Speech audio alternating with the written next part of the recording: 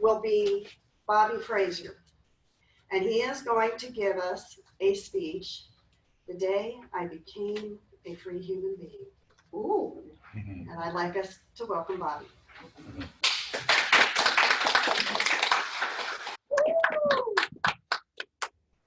Good morning, fellow Toastmasters and honored guests.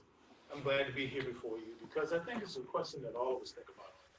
When will I become a free human being? And actually, I think becoming a free human being is something that you are becoming all the time. It's not like you reach this level and I'm a free human being.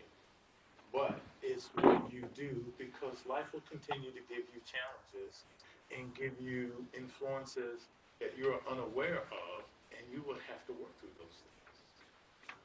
Now, when we're growing up, and this is a story about me, but when we're growing up, the biggest influence on us are our parents. They're our first guides, so to speak, right? They teach you everything. They tell you what's right, what's wrong. They tell you where to go, what to do, how to be. They even help you to walk, which is the most challenging thing that most of us ever learn to do, is to walk. Because if you're a baby and you can't walk, that's a real problem, right? Okay?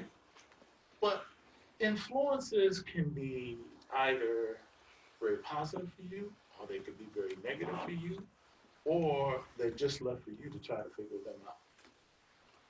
When I was a little boy in elementary school, there was a young lady. I went to elementary school in Atlantic City, New Jersey, in West Side Elementary School.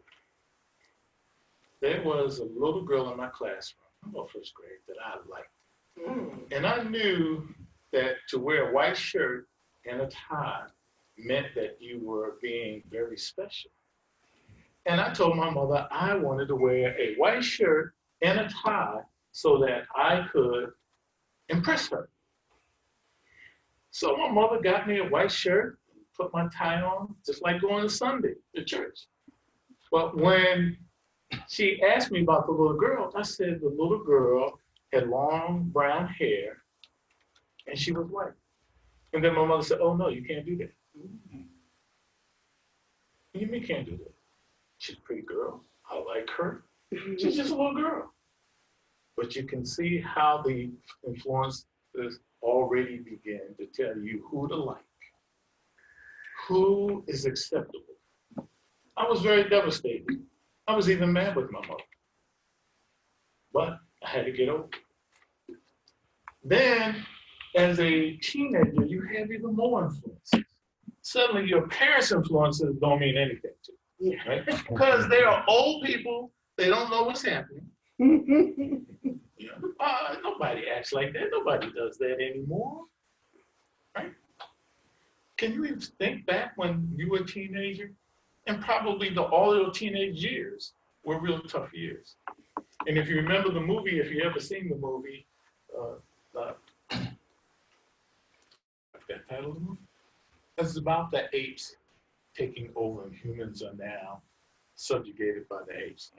And when one of the sellers of the human beings was trying to offer teenagers, he said they're the worst lot. Because teenagers are what? Always challenging.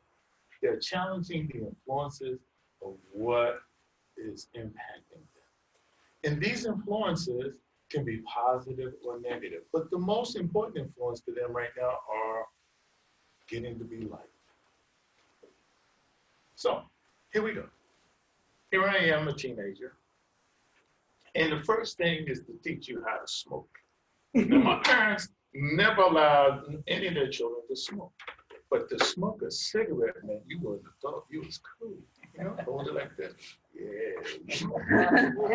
Everybody wanted to be cool. Or you hold it like this, like you was a tough guy. Yeah, I got you. That is a serious influence. But it's what? Bad for your health. But at that time, we didn't care. I could go in the store, and I wasn't even 16 to buy cigarettes because I used to go buy them for my mother. My father smoked cigars. That was pretty cool. That cigar, you was the big dog. The one that everybody looked up to. And my father was a big dog. He ran his household. He was in charge. And I think a part of his being in charge is because he had spent so many years in the Navy. And he was still in the Navy, and we all had to follow orders and fall in line. And the influence that my parents had on me about right and wrong versus my teenage friends was that they could always do something my friends could never do. Take away privileges, use corporal punishment. That was more the preferred thing. Some of us can remember corporal punishment. Get that belt. Bring it over here. Oh, hated that thing, right? You want to hide it. You want to tear it up. Wild animals, something that's always hurting them. If they get a chance to get it and tear it apart, they'll tear it apart. And as kids, you want to hide the belt, but Dad always wore his belt. And the biggest influence on Pop was my mother. And I can see some of you thinking about when you were growing up as a child, your punishments. Some of them took away your privileges. Some of them beat you. Some of them yell at you. Some of them cuss you out.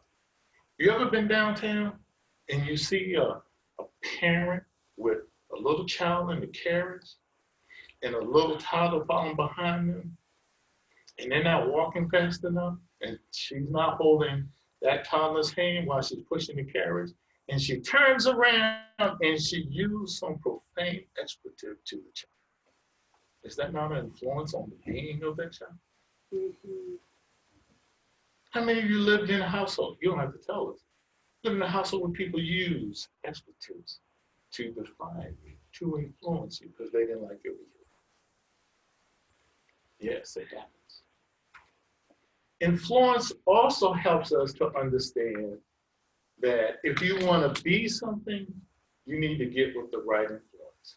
And what are some of those phrases you learned? Birds of a feather flock together. Well, when I was a teenager, I was a Boy Scout. And I was the only black boy in my Boy Scout troop in the National Capital Area Council Troop 345 at Bowling Air Force Base. As I told you earlier, my father was a Navy man. He spent 24 years in the Navy, and he was still in the Navy at this time. I'm 11 years old. Boy Scouts, I get to go camping. I get to go hiking. I get to learn all about the outdoors because I love the outdoors. I was a person who loved to do all those things. Loved swimming. I learned to shoot a rifle. Oh man, that was exciting. Went to the NRA club that was on base. Became an NRA member. Had a 22 long rifle. Had all the targets. You know, having a grand time. And then one day, we're on a camping trip. One of my fellow scouts' father was a Marine. But this Marine was a very racist man. And I mean from the word go.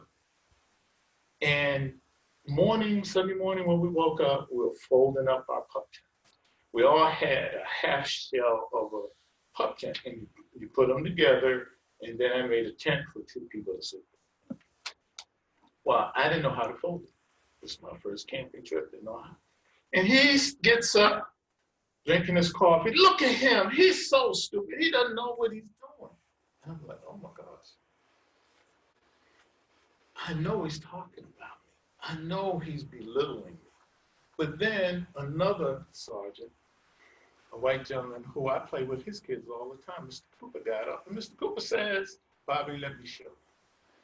And Mr. Cooper showed me. Mr. Cooper had the influence, do not let those kinds of people stop you from moving forward.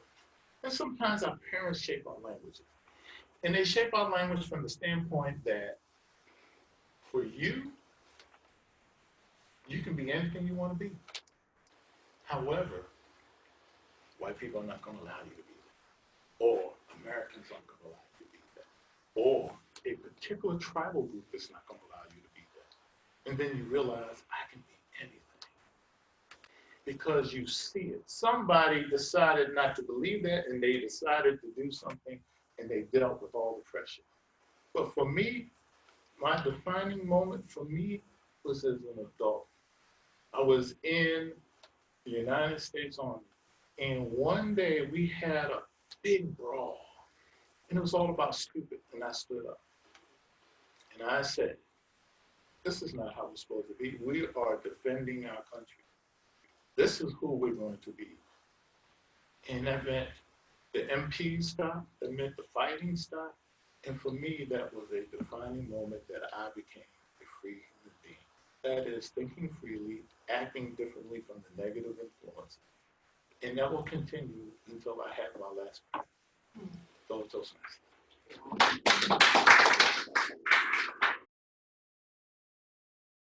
Morning is titled Persuasion Without Pressure.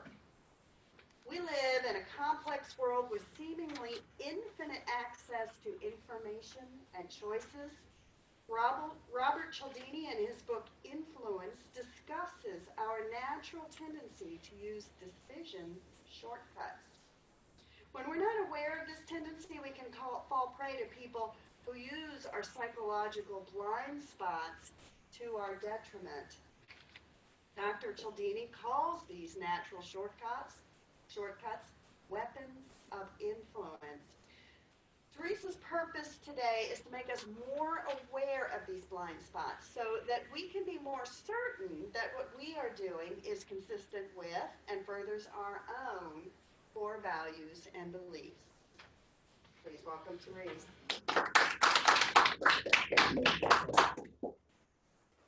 Good morning. Or maybe afternoon. How you feeling today? Great. Good. Well, I'm glad to hear that. Well, I thought this is just the season for elections, right? We're all going to go out on November 6th, maybe. So I thought we'd have a little warm-up exercise with a single ballot election.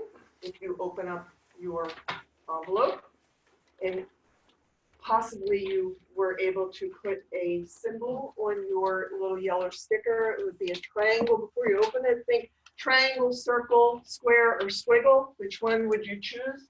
Pick one, put it on your little square, and then open up. And what you're going to find inside is you're going to find a cheat sheet, which will tell you the candidates and is similar to what you might get in the mail, your voter's guide, and it will tell you the candidate and a little bit of information about the candidate.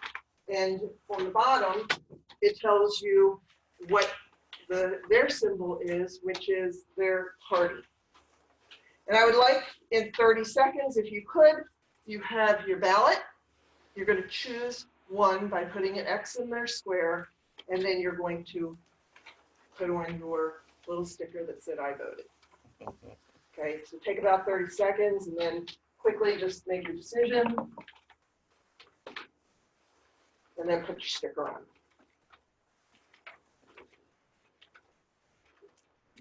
Did you really collect them? No.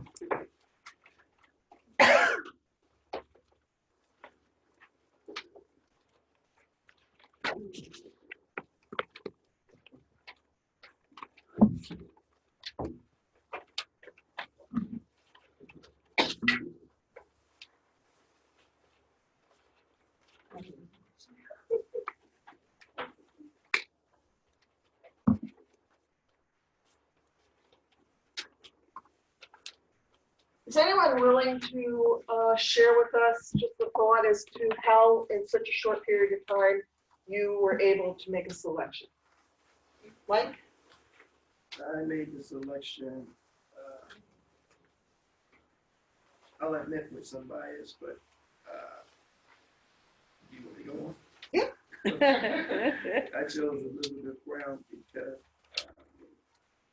when you say pro-choice, I think that in our Congress and whatever, you have majority of men, and you don't have. So a single issue. How about Brahma? Okay, what I did is actually I kind of did the two ways. One is you asked me to choose a symbol. I chose a circle before even looking at it. Right. And when I inside, I saw the circle with the person, and then I read his thing. He had healthcare, environment, and education. Guess what? I have a website. I actually have only those three things on my website. I care about those three things, and it matched. I voted it. Okay. Shared identity, similarities. One other person, anybody? Okay. I chose Elizabeth Brown as well because it was quick because I saw drug addiction, gun regulation, increased healthcare. Those are important issues to me. So shared Values. values. Well, Dr. I'm sorry. Yes, sure. I thought you finished. Please. Okay, so I also chose Elizabeth Brown as well. And initially I put a circle, then I changed. I don't know if I'm supposed to do that. You can change your political party. Yeah, because I work in the healthcare field and also I deal with opioid and drug addictions. Okay. And at the back stage, things like that. Again, the shared value, similarity in the values. Teresa. I chose Robert Young circle because my profession is geared towards environment, education, and healthcare. Again, the issues, Yes. the issues, similar values of Yes. what is important. Well, I gave you an awfully short amount of time to make a decision. And in your world and in your daily life, that's basically how we have to make our decisions. Who really has the time to sit there and read all this, go on the internet and find out about their parties? So we have to use small cues in the environment. Maybe it's a summary, maybe it's an identity of a picture that will then sway us into a decision. Maybe because of environmental or other factors like we discussed. Well, Dr. Cialdini, he calls himself he says that he very easily is swayed to buy candy bars when he didn't really mean to buy them. And he thinks, why do I do things like this? Why do I buy things? Why do I have these tickets that I really don't want? And he says, there must be, it happens all the time. And he calls himself a patsy, actually. And he says, it happens all the time. And he's a behavioral psychologist. He says, if it happens all the time to me, there must be something systematic in the environment that's making this happen. So he decided, he took a 3-year period. He's a professor, but he took a 3-year period to go undercover, and he learned from sales and marketing experts, and he took all kinds of training to see, is there something, some environmental cues that sway us to make these seemingly automatic decisions?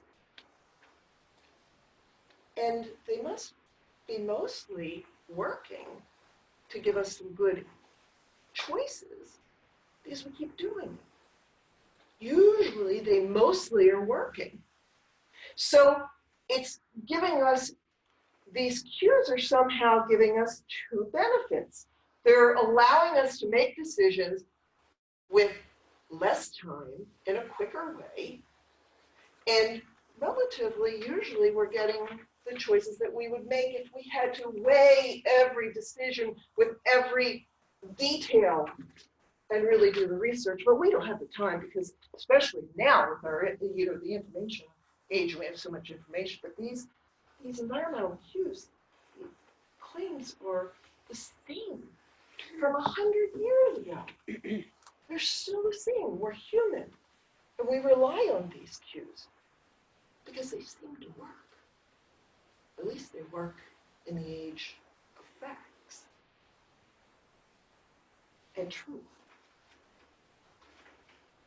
I came across this book, Influence, and Dr. Cialdini after the 2016 election. And maybe some of your ears perked up too, to the news about how we were sort of swayed maybe against that natural sway by environmental cues and factors based on what other people maybe wanted us, a direction that other people may have wanted us to go. And his book describes, it's for the layperson, it describes 4 people that, it sold over 2 million copies. It describes for people who are the purchasers. So from the standpoint of the purchasers, what could sway you? And he talks about 6 universal principles of influence: liking, social proof, reciprocity, authority, scarcity, and consistency. As universal environmental influences. So in our small example, we used liking. What is something that is similar about this person that makes me comfortable with them? It could be their values, it could be their political party, it could be their ethnicity, or it could be the state that they're from. I feel comfortable with that. I'll give you just a few examples in terms of elections. Social proof. When we're uncertain, then we tend to look around us to see what other people are doing. So for example, when Barack Obama was a new candidate, he was relatively unknown. His name was a little odd and hard to pronounce. And so people were uncertain. So the ads that they put on for Barack Obama always had a sea of people around him. There's so many people that are for him. He must have something of value that maybe it would be good for me too. And they made sure that this sea of people had all kinds of people, all kinds of colored skin, all kinds of clothing. Some were dressed nice, some were dressed, in house clothes. And I see myself in that picture. Social proof must be okay. And when he did something unique, when he reported his monthly reports about contributions to his campaign, he uniquely chose to also report how many people contributed. And then Donald Trump took this on steroids, and now he's at his rallies, and he asked the cameras to pan the audience. And he puts on, using Facebook, now some influential abilities on Facebook, ads that have been targeted to you that will just ask for like $5 and $10 donations. And on 60 Minutes, his computer guy said, the lady who was interviewing him said, "Why did you put a blue button?" And he said, "Because you never push the green buttons." Interesting. Social proof in numbers. I'm just going to drop down to here, inconsistency. We all wearing a little, I voted?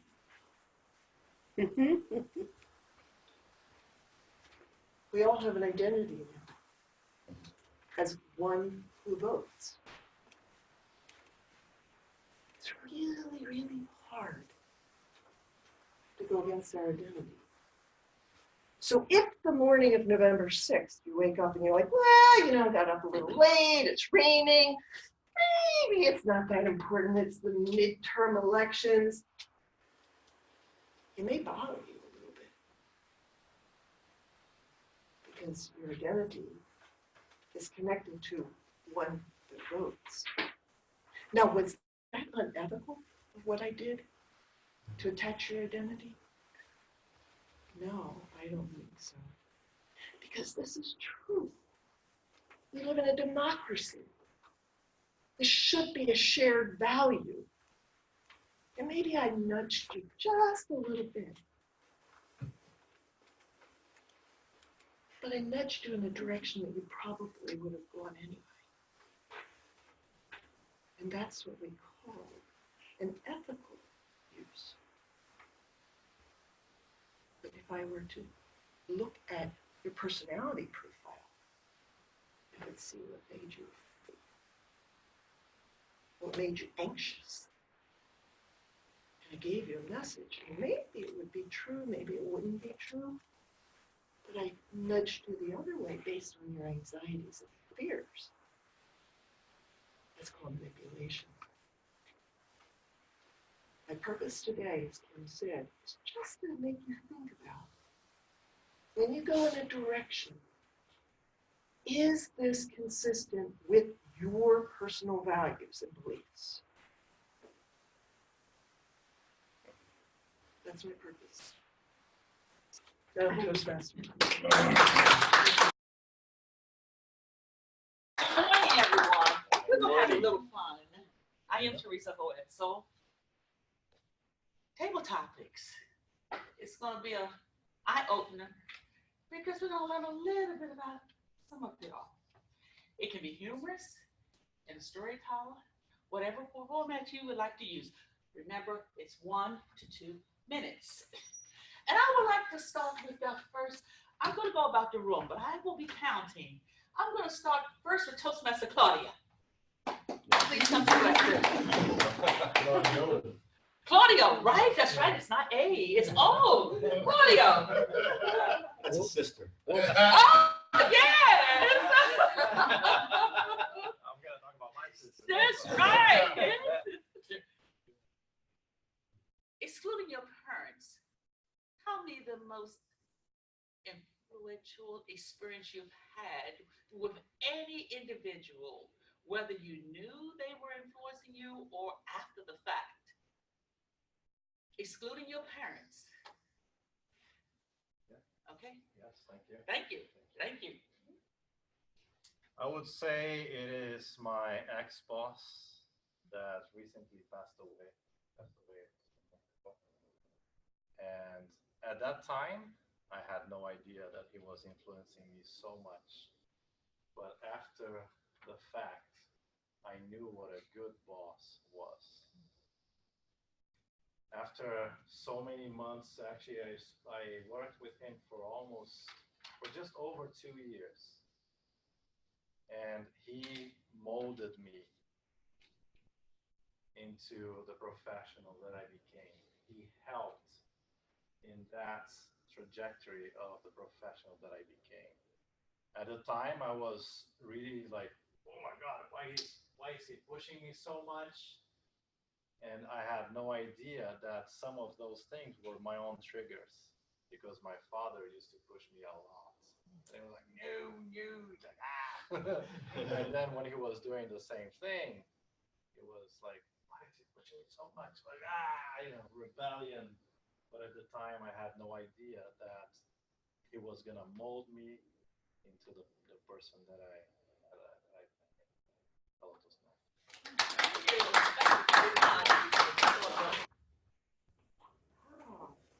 Now I'm going to give another type of question. And it's not an offensive question, so take this with a lot of humor.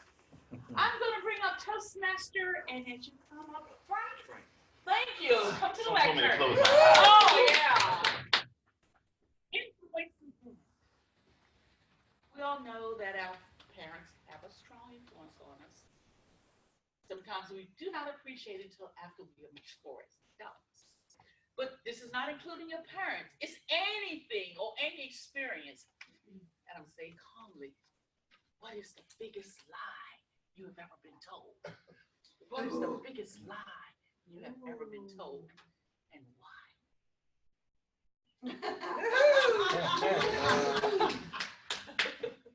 The biggest lie I've ever been told, excluding my parents, came from my grandparents. I'm safe with that, Anna. Yeah. Right to my grandparents. They're not here, so they can't defend themselves. Oh. My grandmother told me that may be her calling me now. She told me that there was a Santa Claus. That was one of the biggest lies. That's my grandmother. Wonder how come I'm snitching right now. That was thank you for hanging up with my grandmother. She told me that there was a Santa Claus. That was the biggest lie that she told me. We all know there is no Santa Claus. There's no white lie. There's no black lie. It's just a lie. I say that because I waited up all night. Remember they say he comes with the reindeer over the moon? I actually waited. I literally waited looking out the window for this reindeer with this Santa Claus behind it. That was a lie. That little radio that I got when I was a kid, I saw her put it in my room. Oh. Moral of the story is, tell the truth. Fellow Toastmasters. Thank you.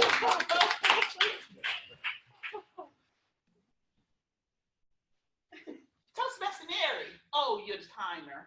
I Oh, can she step- can You do can't it. come on. You Yeah. can Oh, step Lucy. away. Someone else will take the time for you. Lucy, right. I'm nervous. That's okay. That's okay. Is it important to do what you love or love what you do? Is it important to do what you love or love what you do and why?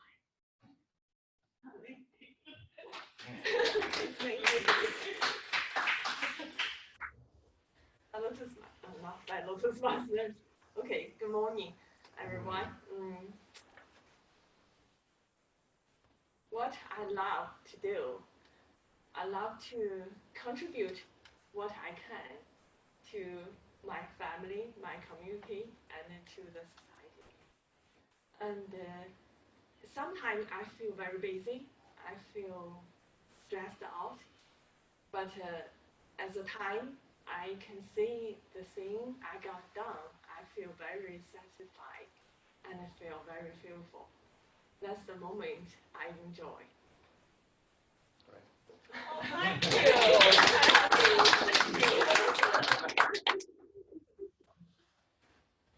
Now, Toastmaster Bobby Fraser. He spoke, maybe we could. That's all. Go ahead. Okay. Come on, Bobby. Thank you. If you haven't achieved it yet,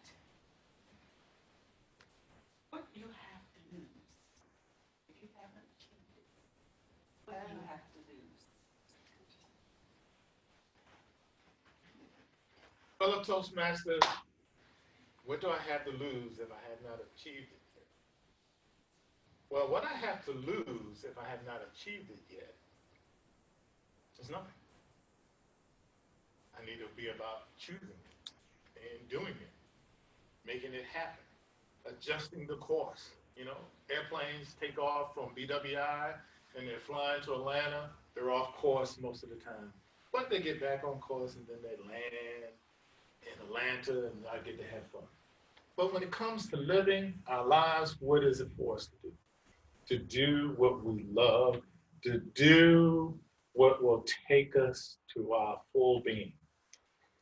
And if we don't do those kinds of things, that means we go to our grave and we say, I wish I had a, shoulda, coulda.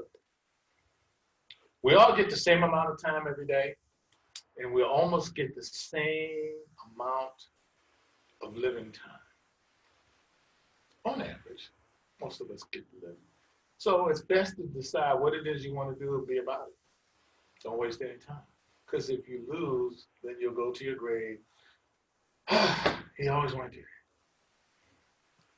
that. But he wished he wanted to do that. He could have done that. He would have done that. Now he's not able to do that. So there's nothing to waste. Just do it.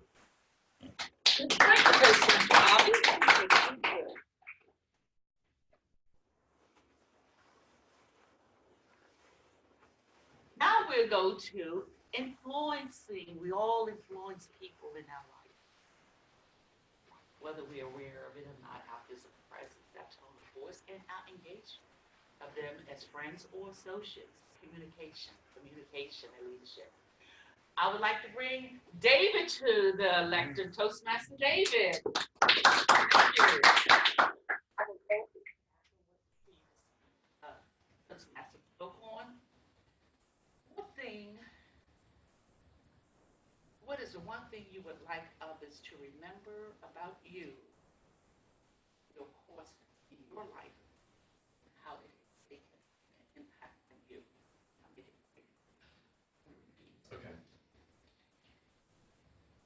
degree have you? What is the one thing? Sorry. You like others to remember about you at the end of your life? I'm Table Topics Master, fellow Toastmasters, and welcome guests. Something that I have picked up from Toastmasters, which I would like to be a quality that people remember me by, is being a mentor. Being a mentor or being mentored by someone else is such an important part of our growth process. We all probably can think back to some person somewhere along our pathway that touched us, that changed the course of where we were going by molding us and shaping us. And I would love to be remembered for doing that same thing. When I'm gone one day, I would like people to think, whether it's my children or my coworkers or friends or family, that David said something, or he gave me something, or he shared some part of himself with me that was able to cause me to correct a wrong or fix a mistake, or being able to forgive myself in some way that has changed their course of life and enabled them to become a better version of themselves. Thank you, Mr. David.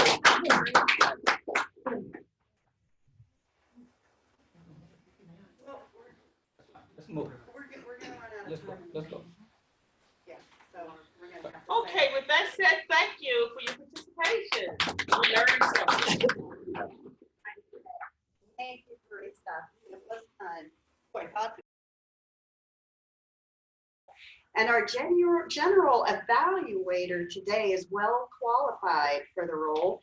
Claudia Toyama is a leadership consultant with a long background in local Toastmasters, including former Division E governor.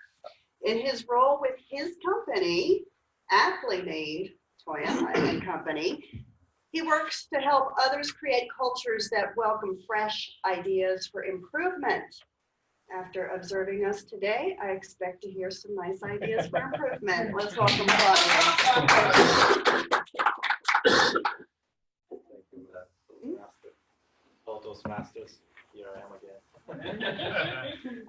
So I have a really good team of evaluators to be with us here. So let's start with, so as the general evaluator, my role is to evaluate the whole meeting, and not only here, the meeting, but also looking at the website, looking at all the parts that we touch at our club. So I remember, telling him that the address was on the map, was still the old address, and she was correcting that. I also noticed that on the website, it was like in both letters, location changed, and we were told that the location had changed. We had many good communications, many emails about that. The location had to change. And also, I applaud the team for having a great, for being very quick in finding a new location, because we were not given time. Right? It was like, okay, we were not given time to actually find a new location. It was just like, okay, now you're not meeting here anymore. It's like, okay, no month, notice or anything. Well, we could have met there. It would have been $200 a meeting. Oh. Yeah, so you did a great job, Kim. In a couple days, you turned it around. Thank you. So congratulations, and thank you for the team. So do we pay And Kim we always have a $200? backup plan. Do we pay Kim $200? Yeah. And the room for improvement, yeah, we did start a little late, but it was, being that this is the first time that we do it in this location, that's fine. One thing that I noticed is that this timing here is not correct, because we go from 10:15 to 11:45, and here it ends at 11:37. So it feels that we're running behind, and for a general evaluator, that's really bad. For Toastmasters, like, we're running behind, we're running 20 minutes behind, and I was like, oh, wait a minute, no, it's supposed to end at 11:45. So maybe there's something that we can do about it To adjust it. Yeah. to adjust. Yes, to adjust the times. We did have one speech drop out, but then we did have our speakers did go So over, we and just we did need start a to, little bit we just later. need to adjust it so that the We table do. topics So we need to be has more time. clear Yeah. on how long the speeches actually will take. Yes, exactly. And Yeah, actually, I'm then we running- can adjust. And because we're running out of time, these are my comments. So great meeting, everyone. Thank you.